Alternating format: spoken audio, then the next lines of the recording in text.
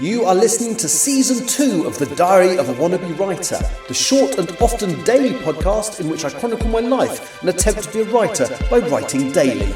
Sometimes.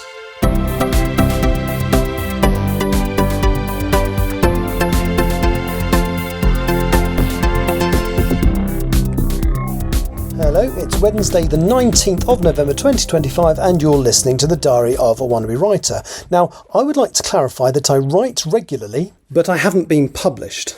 Unlike the gentleman who's with me, it's Peter O'Mahony, who last week had his book, The Taming of the Bard, published. Tell me about how that came about, Peter. Well, I've been writing as a hobby for quite a few years, for my own amusement as much as anything else. And I wrote a book about Will Shakespeare when he was quite young, and it was light. It's not too heavy. It's not one of these deep tomes. It was meant to make him quite human. And my wife read it and said, "This is really good." And she said, "Oh, why don't we try and get it published?" And she knew Cheryl, who actually owns Suddenly Publishing. I knew that she was looking for authors in the local area around Daventry, and she just popped it over to her, and Cheryl came back, and then basically just took it from there. So how long has the whole process taken from her reading it to where we were last week, which is a really rather lovely kind of launch night at the Suddenly Books? I think memory serves April last year, so April 2024. I wrote it about April 2023 and it was gathering dust. So from start to finish, 2.5 years, from being with the publisher and her accepting it, about 18 months. So. But it's a long process, and it was the very first fiction book that they've published. So they wanted to do things as best as they could, and they wanted to take things at their pace. And as I am just, a lowly author, just the talent, I was more than happy for them to just do it at their pace, and they made an incredible job. I was going to say the book. I haven't got one. There's one there. There's one that's there. Oh yes. Yeah. They're absolutely gorgeous. So, I mean, and it's printed by, is it Goma in Wales? Yep. And they produce a lot of stuff for the Folio Society. So I have to say, when they told me who was actually physically producing it, I had quite high expectations and they weren't disappointed. It looks absolutely gorgeous. Do you know what my favourite bit is? What? The fact you've got the little ribbon as the bookmark. There's another little bit that I didn't realise until after. You can't see this, but when you buy the book, if you take the dust sheet off, they've even got little gold imprints on the inside, which nobody will ever see because everybody leaves a dust cover on there, but I did spot it the other week. I didn't notice it, and Cheryl pointed out to me on launch night. And again, it's just such a lovely little touch. So is it right that Charlie did the work on the design? Is that correct? He did all the design, yeah. Excellent. He spent months, days, hours, minutes going through various designs, lots of lovely designs, because you can play around with Tudor imagery quite a bit, and Shakespeare is such a recognisable outline, so you can do things with that. But he did a really good job. A couple of people I've spoken to said they very rarely read, but they just love the book. They haven't even opened it yet, but hopefully they'll love what's inside. But it's like a little jewel on their coffee table. But that's, half the battle of selling a book is for it to be the one that leaps out and grabs your attention. Yeah. And this absolutely does. They've done such a good job with the packaging. Yeah. Even if I didn't know who Shakespeare was, or the Bard was a reference to Shakespeare, I would probably pick that up because it just looks so good. So how did you find because you seem like quite a modest man to me, how did you find being the one that was standing up there and effectively delivering a speech and all that kind of stuff? I found the one-to-one with people coming up, because I signed a few, and that was great. Lots of people came up and we had lots of little chats.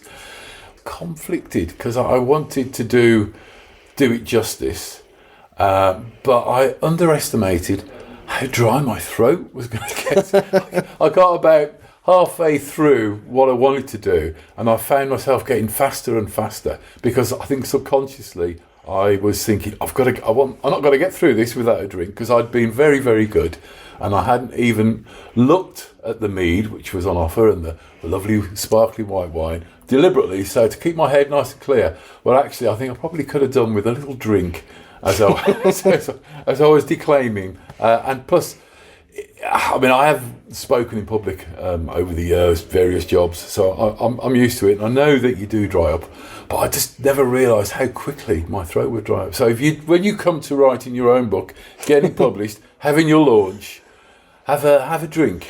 Okay. Don't go mad, but have a little drinky. I would definitely take that advice. Yeah. Fantastic. So the book's based on a period in Shakespeare's life that's not that well documented, so you had quite a lot of license to do what you wanted. And I have to say, when I first read it, which was, I finished reading it today, and I really enjoyed it, by the way. Thank you. But my first thought was, oh, he's not going to marry this woman because his wife's name was Anne. Yeah. And then I'm looking again, oh, Agnes was on the will, so that was probably her real name. Yeah. So that taught me. I didn't know that. Yeah. So there is a little bit of play within the book. I've tried as much as possible to stick to historical fact and written testimonies and dates that are down in churches and wills and all this sort of thing. So there's a what's the word for? There's a dark period within Shakespeare's life, from basically when he was born to when he sort of turned up in London and started writing these incredible plays.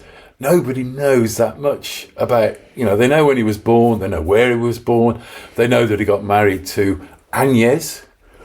Could be Agnes. I like Agnes. I think Agnes has got a little bit of a strange ring to it, but Anne is a bit, no offence to anybody called Anne, I know a few people called Anne, but Agnes, I think Agnes has got a bit more of a ring to it. But I think it was probably pronounced, from the research, loads of research I did, probably pronounced Agnes, which I think has got a little bit more to it, but maybe a bit too strange for most people's ears.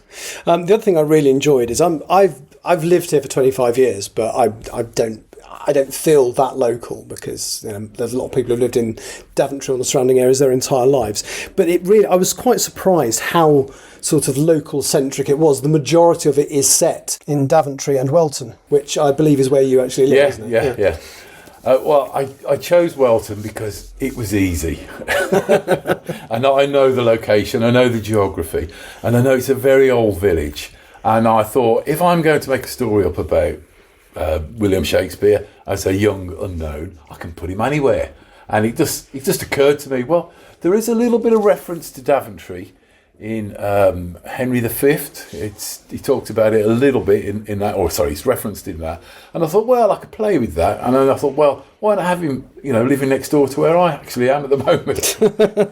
How long did you write? So you finished writing it about 2 years ago and didn't really plan to do anything with it. How long did it actually take you from having the idea to actually get to the point where you were happy with what you'd written? It's such a long time ago. I cannot give you the exact, but I've got a memory of going. Actually, I tell you something. I keep a diary of what I'm writing and how many words I've written. Okay. So I could actually go back and say, well, I started it on this date and finished it on that. But my sort of feeling for it is it took about 3 weeks, but 3 weeks writing, but probably 3 months gestating and floating around in my head, because I think I had a pretty clear idea about what I wanted to do, where I wanted to finish up, and what some of the story was going to be. But the actual writing it all down, joining all the dots, if you like, and making the plot work, that took about 3 weeks of constant writing.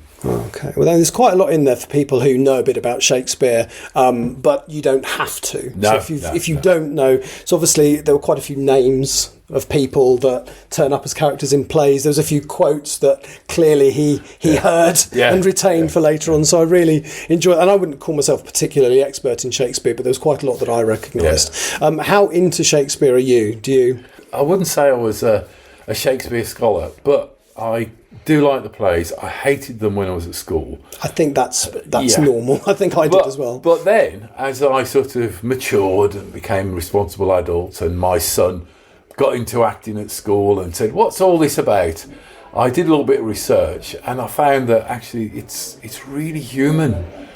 Forget about the language. The language is important, but the stories, they're all about humanity and how people act and motivation, and they are spectacular when you actually see them and you know what's going on. It's like when you go to the opera the first time and you think, oh, there's all these people screeching in Italian or German or French or whatever it is. You've no idea what's going on.